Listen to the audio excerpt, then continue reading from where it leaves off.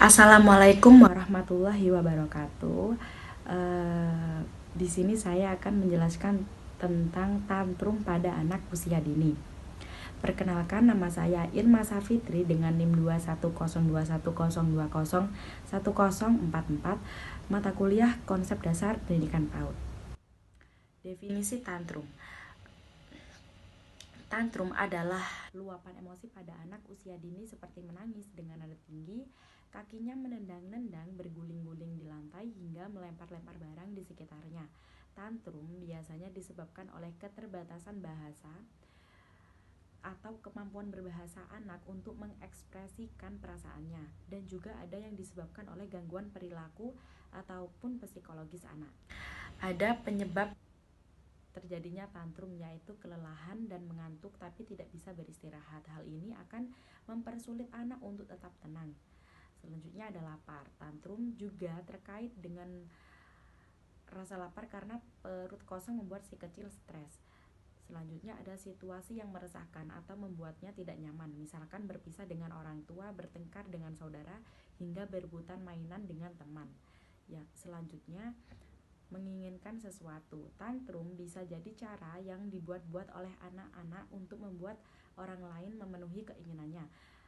Selanjutnya ada ketakutan, misalkan karena berhadapan dengan hewan yang menakutkan baginya, melihat tontonan yang menyeramkan, atau bertemu dengan orang asing.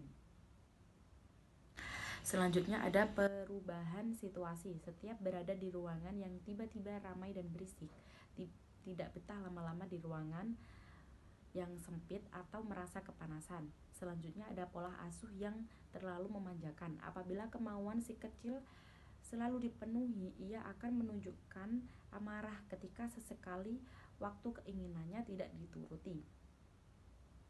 Selanjutnya ada ciri-ciri anak yang tantrum, yaitu merengek, berteriak atau menjerit-jerit, menangis meraung, berguling-guling di lantai, menendang-nendang, menjatuhkan badan, memukul, atau melarikan diri.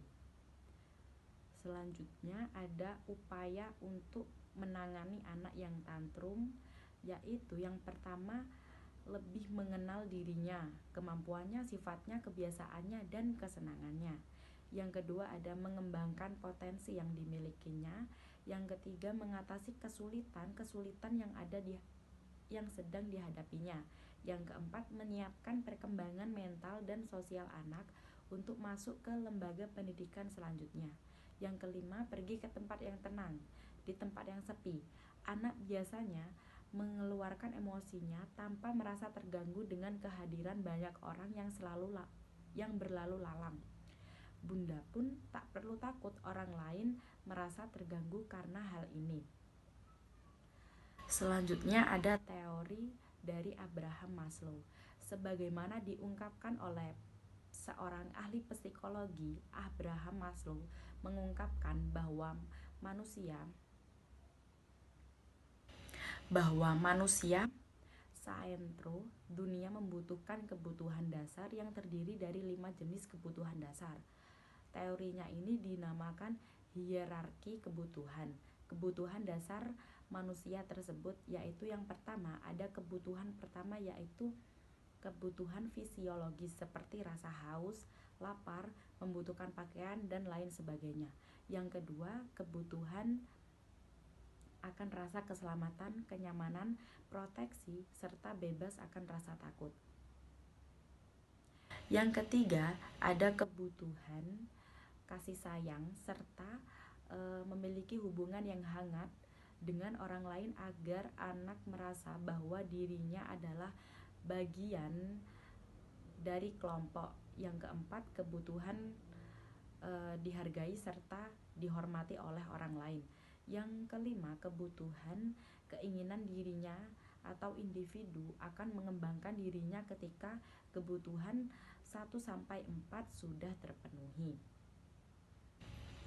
Jadi berdasarkan pengamatan dan analisa penulis mengacu pada teori kebutuhan manusia. Jadi menurut Maslow, maka anak menjadi temperamen atau tantrum karena kebutuhan dasar akan kasih sayang dan rasa amannya tidak terpenuhi. Akibatnya perilaku anak menjadi menyimpang dengan sebutan temperamen atau tantrum tadi. Pertunjukan perilakunya acuh tak acuh, merasa tidak diakui, pendiam, kurang menganggapi senyuman orang lain, tingkah lakunya kelihatan menjengkelkan, kemarahan yang sangat hebat, bahkan sering berkata-kata kasar.